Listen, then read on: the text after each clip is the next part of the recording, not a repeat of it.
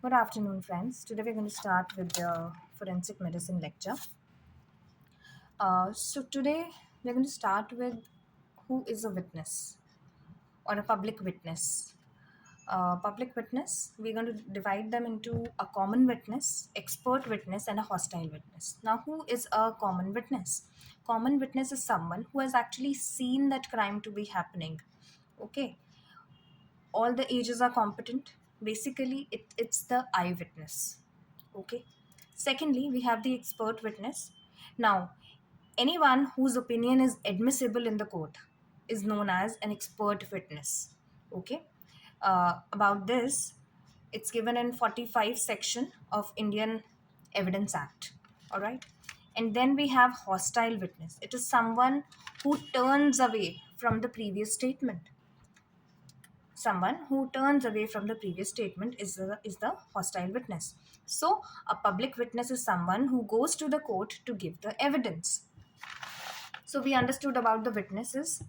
Okay. Second is, what are the evidences? Evidence को आप, you can call it testimony, you can call, now it can be something which is given inside the court or something which is given outside the court. We have divided it into two categories. All right. Now something that is given outside the court is being divided into direct evidence or an indirect evidence. All right. Now, direct evidence is the one which is given by the common or an expert witness. Okay. Common witness, someone who has seen that uh, incidents to occur in front of his eyes. And expert witness, he might not have seen it, but by autopsy, he has understood that it has occurred. This crime has occurred. All right. And then we have the indirect witnesses, indirect evidence. Indirect evidence are, one is the circumstantial and the other one is hearsay. Okay. Now, circumstantial is the one, anything seen related to the crime. All right. Someone who has seen the crime to have been happening. Okay. And the other one is hearsay. That is, someone has heard that crime, that it has occurred. All right.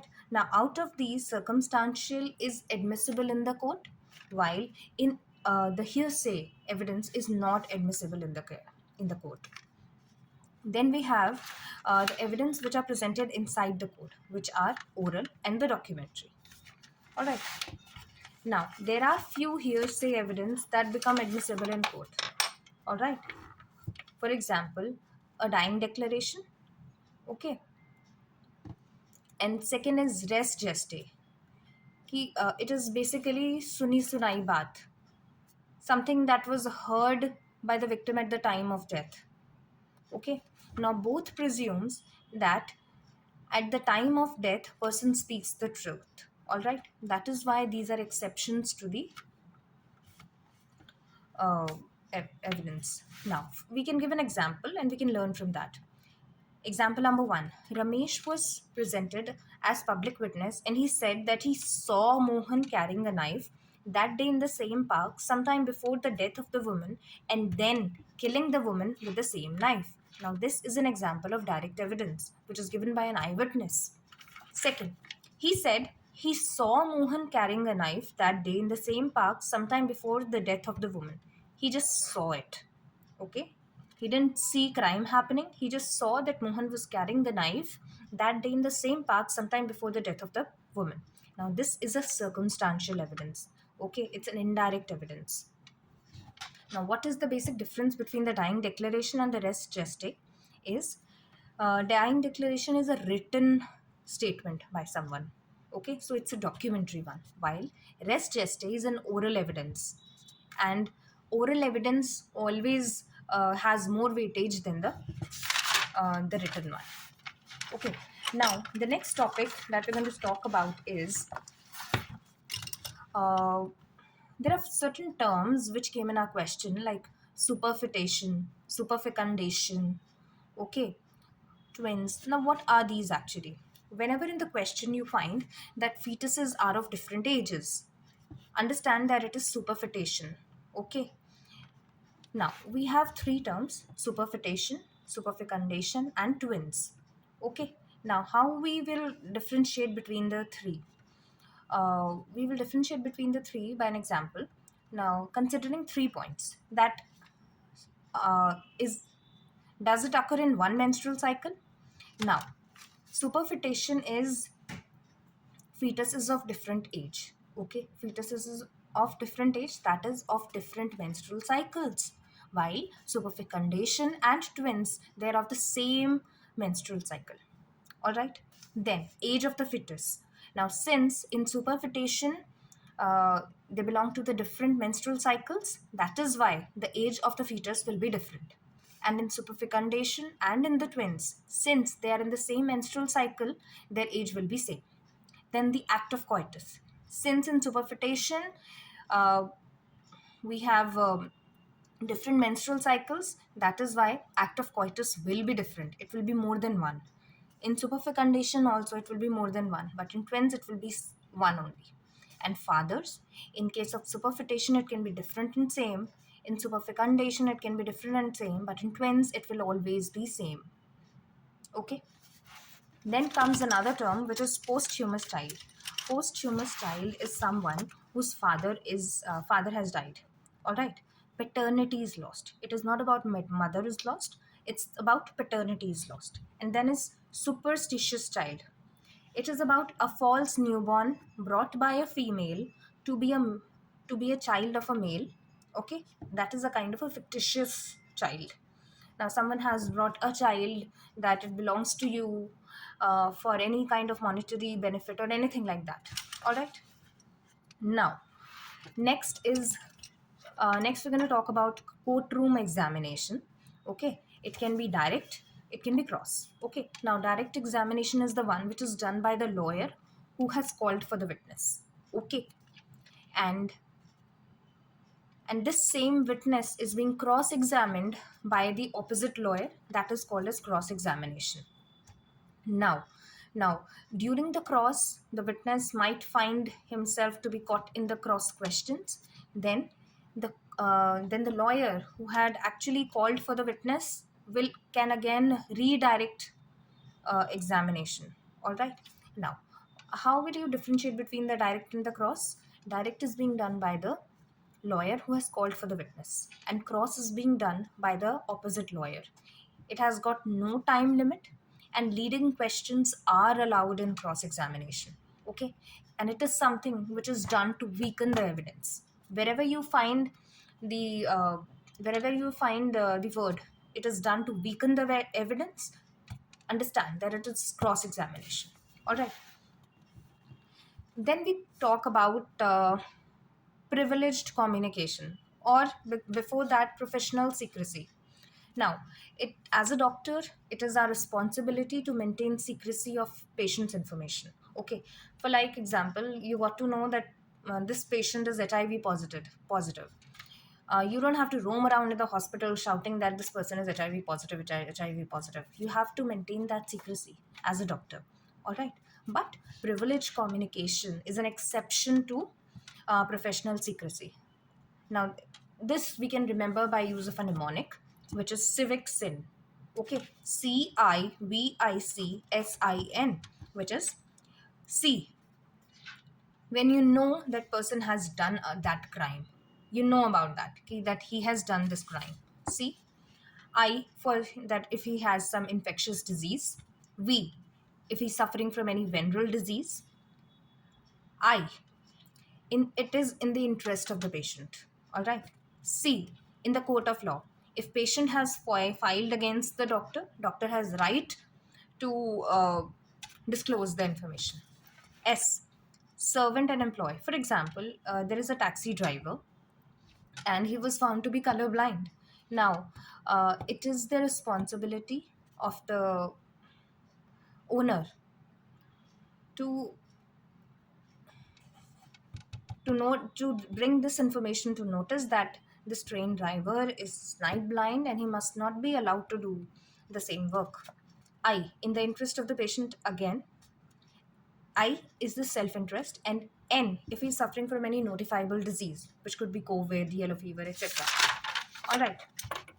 Then we talk about the consent. Now, consent, informed consent. Now, what we usually find in India is we inform about all the procedures that are involved. Okay, the patient must be told about all the risks that are involved, must be explained in the language he understands. Doctor tells all the advantages and the disadvantages of the procedure available to the patient. All right. Uh, Opposite to this, we have a blanket consent, which is a doctrine of extended consent. It is not found in India. It is not used in India. It's basically something which is being found in USA. Okay, what they do is they take consent once for all. Like for example, one consent is taken for all kind of procedures, and this is considered to be in the benefit of the patient. Okay, they need not take consent for each and every procedure again and again. They need not to fill forms again and again. Once for all, consent is taken for all the procedures in the benefit of the patient. Now, then we have an implied consent. What is implied consent? When you get your OPD and emergency management card made, this gives an implied consent of general physical examination. Understand? When you get your OPD card made, this gives an implied consent of general physical examination. Understood?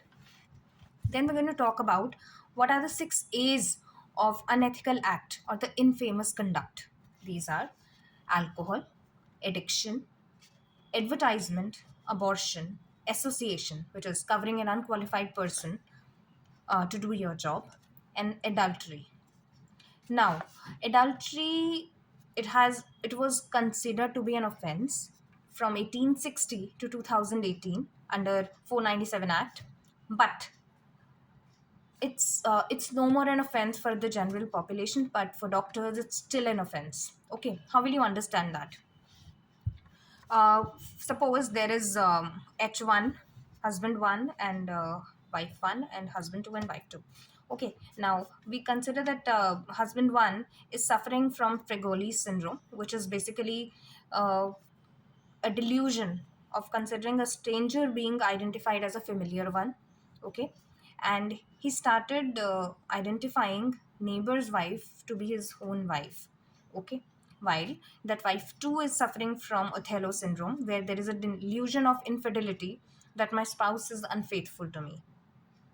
Now, both with their delusions, they started having affection for each other, and this is followed by a sexual act. Now, Section 497 says a married person having sexual intercourse with the someone else's wife without the knowledge of the husband is considered to be a crime. But Supreme Court removed this act because it was considered to be a gendered biased law. It was always H1 who was punishable, and no offense to the wife too. Okay. Then there is another term which is medical dichotomy, which is fee splitting by unwanted reference. Okay. Then, then we have another thing. A surgeon after alcohol binge parts starts an abdominal surgery. Now, this is considered to be a professional misconduct. One of the surgical instrument fell into the abdomen by the surgeon, causing damage to a major artery, and the patient died on the OT table. Okay, now the surgeon, uh, an instrument fell into the abdomen by the surgeon, causing damage to a major artery, and patient died on the OT table. Now, this is something which is a gross injury. Therefore, it is not something civil, but actually a professional criminal negligence. Okay, so now we're going to talk about negligence. There are two types, civil and criminal. Now, civil is something which is when there is mild injury has occurred. For it, patient goes to a consumer court. Okay, where consumer court for monetary compensation. Okay, for this we have district courts, we have state courts, and the national courts. Now the district courts, they look up to for compensation for up to about one cr, while the state courts, they look into compensation for about more than one cr to 10 cr, while if it's more than 10 cr, national courts look into it, national consumer courts look into it. All right. So, here, what kind of scenario is there? There is a patient versus doctor. Patient is the victim and doctor is the accused.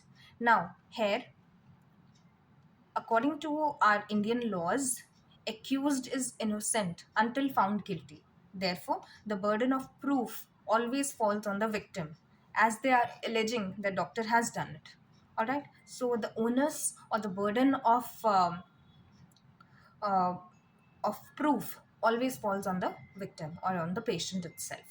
Then we come on to the criminal negligence. Now, somewhere, uh, some of the act of the doctor has caused a gross injury.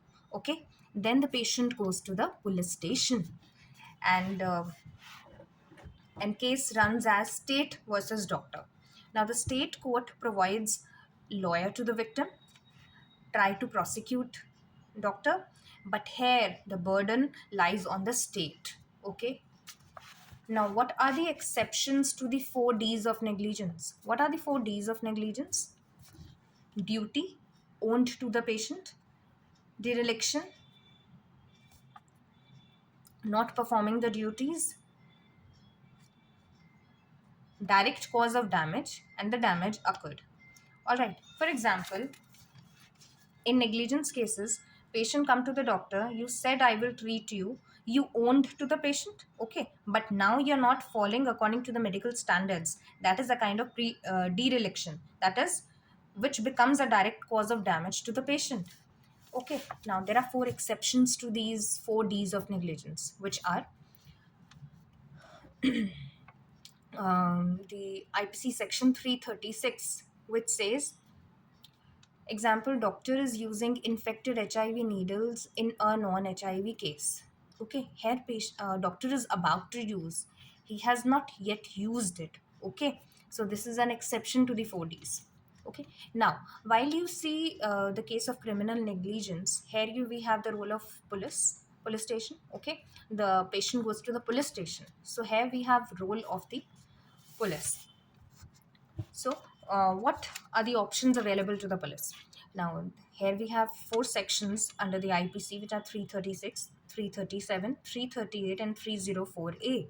Now, according to the IPC section 336, it is about negligent act which was endangering the life of the patient. Okay, it was endangering the life of the patient. Doctor was about to use the infected HIV needle in a non-HIV case, have not used yet, but is about to use it, something which could endanger the life of the patient. Okay, that is covered in 336 IPC. Then is 337, due to negligence act of the doctor, hurt was caused to the patient. Okay, hurt when something which causes pain, disease, or infirmity. Okay, that HIV needle was actually used. Okay, so that is considered to be a hurt. Then is 338. Due to negligence of the doctor, a grievous hurt has been caused. Grievous hurt has 8 clauses of 320 in the IPC section 320, where if it has caused pain, infirmity for more than 20 days. Okay, so it has caused pain, infirmity for more than 20 days. And then 304A, due to negligence act of doctor, death of the patient has occurred. All right. Now, in 336, nothing has actually happened to the patient yet. No damage has occurred. But since the doctor was about to use that HIV infected needle, still it can be still a complaint can be lodged. Okay, in this condition. Now, then we come on to the crime scene examination. Crime scene examination. Now, uh, most commonly used method is link.